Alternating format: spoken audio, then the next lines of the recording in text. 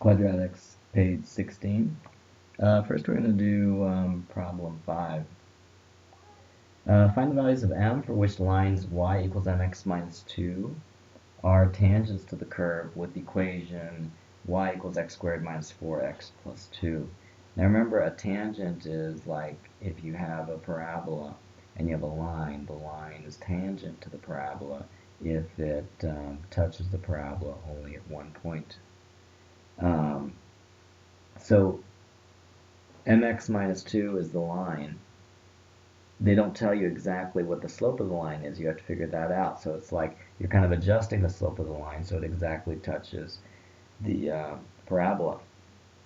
So the first thing you're going to do is you're going to say, okay, well, to be tangent to the parabola, the line has to equal the y value of the line has to equal the y value of the parabola at a certain x. So you set the two equal to each other because they both have y. You're saying, oh, these y's are the same. So you set them equal to each other, and so you have the line on the left and you have the parabola on the right. And then we just do a little bit of algebra and we subtract mx from both sides. And then we add 2 to both sides. And that makes the left side equal to 0. And the right side becomes x squared plus negative 4 minus mx plus 4. So now the second step. So this is when the line intersects the parabola, but we don't want the line to intersect the parabola. We want it to be tangent to the parabola. So the tangent means that it touches the parabola at only one point. So when does this quadratic function only have one solution? Well, when the discriminant is 0, right? Remember, when the discriminant is 0, then there's only one, so there's exactly one solution. So that's what we're looking for. When is the discriminant 0? So we take b, which is negative 4 minus m, and we take a, which is 1, and we take c, which is 4, and we plug it in. B squared minus 4ac, we get negative 4 minus m squared, right? We get the b squared. And then we subtract 4, a is 1, c is 4. So in the end, if we multiply this part out, you get 16 and m squared. We're doing FOIL here.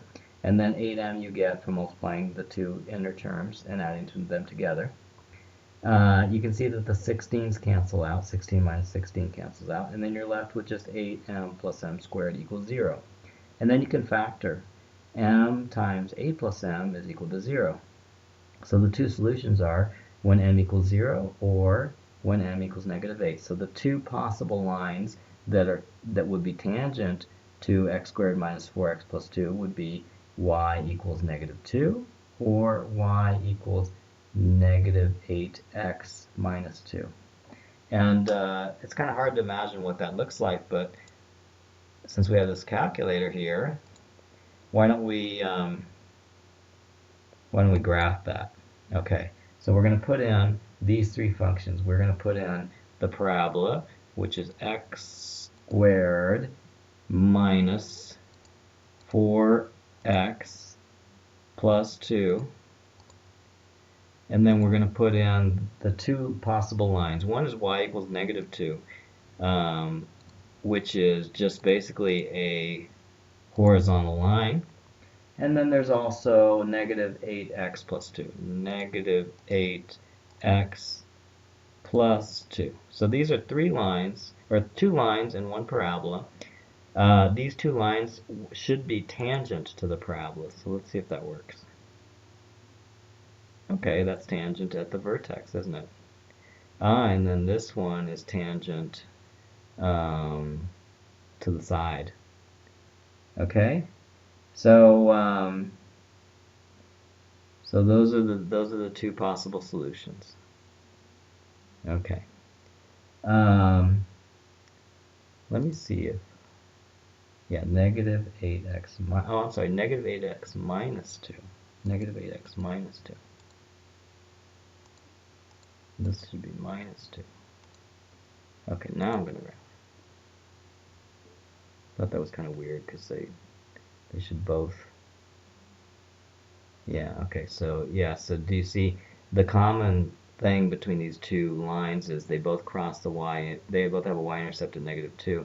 So like if you said what lines that have a y-intercept of -2 are tangent to this parabola, and then there's one solution that's horizontal line, and the other solution is a slanted line that touches it right about there.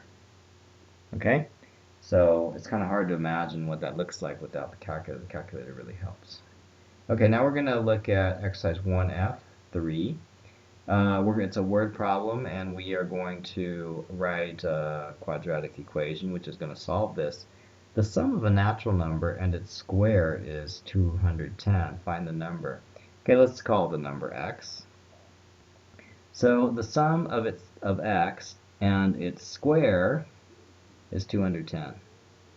So what is x? Okay, well we've got almost a quadratic equation here. We're just going to reverse the order so that it'll have the square first. We're going to subtract 210 from both sides so that we can have one side equal to 0. Usually we want to have 0 on the left or the right so that we can just solve for the x-intercepts or the roots to find the solution. So here we have x squared plus x minus 210. This is kind of a strange number to factor. If you don't have any ideas, you could just go right to the quadratic formula, right? So you could put x equals -b plus or minus square root of b squared minus 4a, which is 1, c, which is -210, all over 2. A was 1. So -1/2 plus or minus the square root of, and so now we have like -210 times -4, which is 840. So it's 840 plus 1, so 841 divided by 2.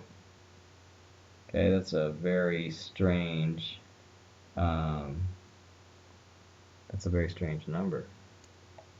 Okay, so what is the square root of 841? It better come out to be something nice and round, because it says we're looking for a natural number, a whole number here. Wow, so the square root of 841 is 29. Never would have guessed. So -1/2 plus or minus 29 divided by 2. So the two possible solutions are -1/2 plus 29 over 2, which is 28 over 2, which is 14. And the other solution would be -1/2 minus 29 over 2, which would be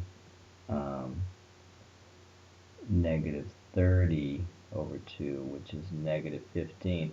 Now we go back to what they said. They said the sum of a natural number and its square. Natural number means normally the counting numbers 1, 2, 3, 4, 5, and so on. Could include 0. IB includes 0 as a natural number. So we eliminate -15 because -15 is not a natural number, it's a negative number. So we're left with 14. So the solution is 14. So 14, just to check, 14 plus its square, which is 841, I'm sorry.